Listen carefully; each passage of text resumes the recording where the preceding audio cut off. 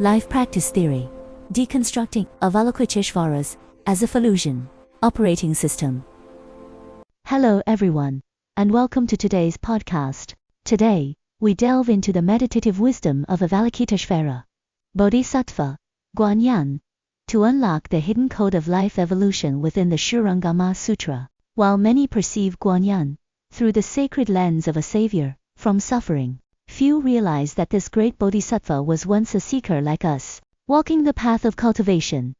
Her method is not an unreachable myth, but a core technology that can be learned, practiced, and verified by anyone. Today, let's trace her journey and decode the true essence of turning the hearing inward to hear the self. Chapter 1. The Source. Secret Training under an Ancient Buddha. Most people assume Avalokiteshvara was born a bodhisattva, or is simply an ancient Buddha reappearing. However, the Shurangama Sutra reveals a profound truth. The bodhisattva was once a student. Eons ago, there was a Buddha also named Avalokiteshvara.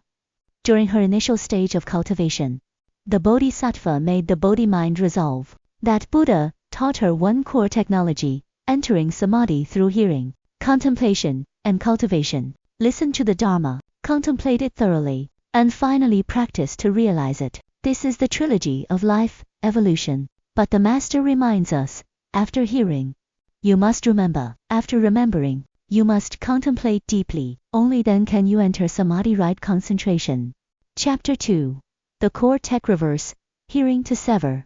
Going with the flow. Avalokiteshvara said, initially, within the hearing, one enters the stream and loses the object. This is a high-level technical operation. Entering the stream, driving against the traffic. Normally, our ears act like a radio, without an off switch. Cats, dogs, insults, airplanes, we hear it all. When we hear, the mind follows, judging whether a sound is pleasant or harsh. This is going with the flow. The Bodhisattva's technique is reverse hearing.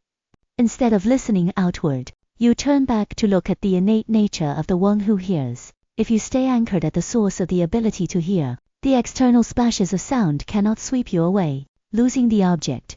Removing mental obstacles. Losing the object Wang Suo doesn't mean the world disappears. It means your mind no longer establishes attachments or coordinates for what is heard. Through the training of not following, not listening, and not reacting, external interference no longer finds a foothold in your mind. Stillness and motion. Naturally unborn. Gradually, the duality of motion, noise and stillness silence ceases to arise in the mind. You have entered the realm of nirvana, the solitary, brilliant self-nature. At this stage, you are no longer swayed by external fluctuations. Chapter 3. Life Sublimation. The ultimate perfection of emptiness and awareness. As her capacity increased, the Bodhisattva entered a high-level debugging sequence. Awareness and the object of awareness become empty. Emptiness and awareness reach ultimate perfection. Emptiness and the object of emptiness are extinguished. This is a continuous process of resetting to zero to shatter the ego. When birth and death are extinguished, nirvana appears. When all fluctuations and signs of arising and ceasing vanish, life undergoes a qualitative leap suddenly, transcending both the mundane and the transcendental. The 10 directions are bright and clear. This is total enlightenment. In this state, the Bodhisattva gains 2 capacities, synchronized with the Buddha. Upward, aligning with all Buddhas to share the same power of compassion, the power to grant joy. Downward, connecting with all sentient beings to share the same yearning for compassion, the vow to remove suffering. Chapter 4. Manifestation Tech, as if illusion, and the 32 response bodies. Avalokiteshvara mentions a key term, the Vajra Samadhi of as if illusion hearing, perfuming, and cultivation. Why use the term as if illusion? The Master teaches, great bodhisattvas never practice only one method. This illusion-like contemplation samadhi is the source of all supernatural powers and wisdom. Freedom versus limitation. We ordinary beings are dictated by karma. If you want to be beautiful or rich but your karma says no, you are not free. The bodhisattva is dictated by vows. Having mastered the illusion-like samadhi, she uses the Vajra self-nature, the essence, to manifest illusion-like phenomena. The application, she can become whatever body is needed. Chapter 5. The thousand-face navigation for all beings. The 32 response bodies of Guanyin are essentially an educational system designed based on the roots of sentient beings. Whether you study the Four Noble Truths or 12 links of dependent origination, the Master says, as long as you practice sincerely, don't fear making mistakes. Guanyin will manifest to guide you. The question is, can you recognize her? If you wish to be a world leader, a corporate manager elder, or a politician official, the Bodhisattva appears in those roles to teach you the laws of governance. Warning: do not judge officials or the wealthy as unbelievers.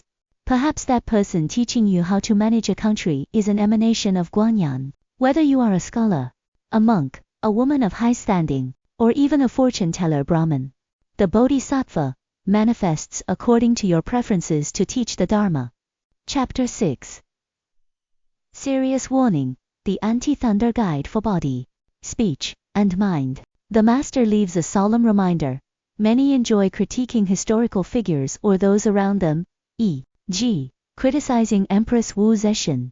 But what if she was actually Guanyin, appearing in a female form to stabilize a nation? If you create negative karma in front of a bodhisattva, your life's play cannot continue smoothly, and your future rebirth becomes uncertain. The conclusion: secure your own life and ensure your body and speech no longer create negative karma. Chapter 7. Conclusion: the inconceivable power of non-action. The 32 response bodies are called the wonderfully pure 32 responses. These are not calculated, they are naturally achieved through the non-action Wu-Zuo power of the self-nature.